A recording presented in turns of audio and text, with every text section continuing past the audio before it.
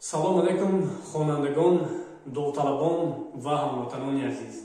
Инак мо дарси аввали худро аз фанни биология дар YouTube дар канали Олими ҳаётангез оғоз намудем. Аз ҳами ҳамватанонам эҳтиромона хоҳиш мекунам ки ба канали Олими ҳаётангез подписация кунед, лайк кунед, то ин ки паҳн гардад. имрӯза мавзӯи аввалини мо таърихи мухтасари фанни биология мебошад. мувқеъ имрӯза дарси мо аз 4 нақши иборат аст. нақши аввали дарси имрӯзи мо таърихи фанни биология, нақши дуюм мазмун ва вазифаҳои фанни биология, нақши сеюм мақсади асосии омӯзиши фанни биология ва нақши чорум ин шохаҳои фанни биология мебошад.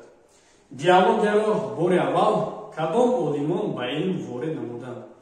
биологияро соли 1802 новобаста аз якдигар, яъне ки бехабар аз якдигар, Жан Батист Ламарк ва Готфрид Рейнхолд Ривлянус ба илм ворид намуданд. яъне ки Жан Батист Ламарк ва Готфрид Рейнхолд Ривлянус асосгузори фанни биология мебошанд. биология чист ва аз кадом калима гирифта шудааст? биология аз калимаи юнонӣ гирифта шуда биос ҳаёт ва логос илм ё ин ки таълимот мебошад. яъне илме мебошад ки ҳаётро меомӯзад. пас маълум гашт ки биология ҳаётро меомӯзад. пас худи ҳаёт чӣ маъне дорад? сохтори махсуси мавҷудоти зинда ки аз муҳити беруни энергия гирифта истода онро ба ҳамон муҳит хориҷ мекунад, инро ҳаёт меноманд.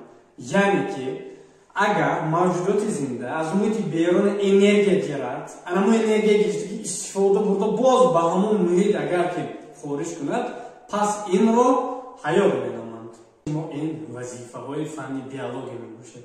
вазифаи асосии фанни биология аз он иборат аст ки сохти зоҳирӣ ё берунӣ, сохти дарунӣ, инкишоф ва афзоиши тамоми мавҷудоти зиндаро меомӯзад. мақсади асосии омӯзиши фанни биология аз он иборат мебошад ки мо дар бораи олами бактерияҳо, вирусҳо, гулсангҳо, занбӯруғҳо, растаниҳо ва ҳайвонот маълумоти пурра мегирем.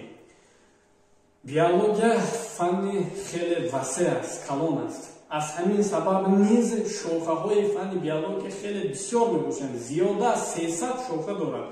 лекин мо дар бораи ҳамон шохаҳои фанни биология маълумот медиҳем ки онҳоро вазорати маориф ва илми ҷумҳурии Тоҷикистон дар китобҳои дарсӣ тасдиқ карда бошад.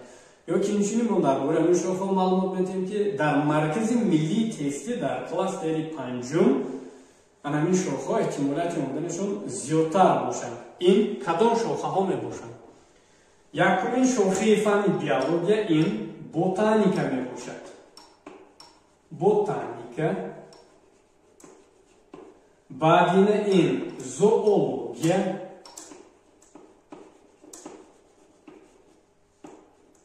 баъдина ин экология. экология. баъдина ин анатомияи одам. анатомияи одам. баъдан панҷумаш генетика. шашум ситология. ва охирон ин шохаи асосӣ ин биологияи умумӣ.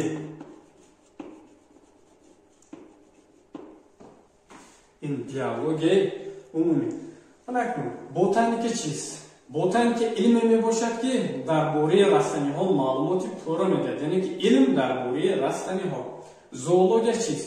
зоология аз калимаи юнонӣ гирифта шуда зоо ҳайвон, логос илм ё таълимот мебошад, яъне илме мебошад ки ба ҳайвонот сару кор дорад. баъдин экология чист? экология муносибатҳои байни ҳамдигарии организмҳои зинда ба муҳити атрофро меомӯзад. баъдин анатомия одам чист? бисёри довталабон ва хонандагон анамин мавҳуми анатомияи нодуруст ақида доранд ё фикр мекунанд гӯё ки анатомия ин илме бошад ки одамро омӯзад, барои он ки дар синфи нуҳум меомӯзад, лекин нодуруст аст. Анатомия илме мебошад ки дар бораи сохти бадан ё сохти дарунии тамоми мавҷудоти зинда. вақте ки мо инҷо анатомия одам мегӯем, яъне ки илме мебошад ки сохти бадан ё сохти дарунии одамро меомӯзад. баъдина ин генетика. генетика илме мебошад ки ирсият ва тағйирпазирро меомӯзад. баъдина ин ситология. ситология илме мебошад ки ҳуҷайра дар бораш маълумоти пурра медиҳад. ва охирон ин биология умумӣ. қисмати аз ҳама муҳими фанни биология ин биология умумӣ мебошад, барои он ки ҳамин шохҳои нобаркардагӣ мо сарҷам мекардагӣ айнан ана ҳамин биология умумӣ мебошад.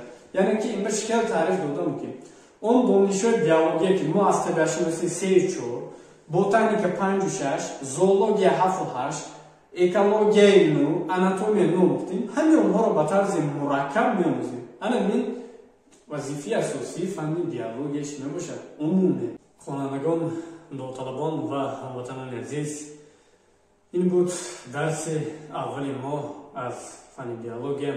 аз ҳамаи шумо эҳтиромона хоҳиш мекунам ки подписатсия кунед, лайк монед ва аз дарсҳои минбаъда, аз видеоҳои минбаъда огаҳ гардед. зиндаву саломат бошед, худро эҳтиёт кунед, дар паноҳи Яздони пок бошед.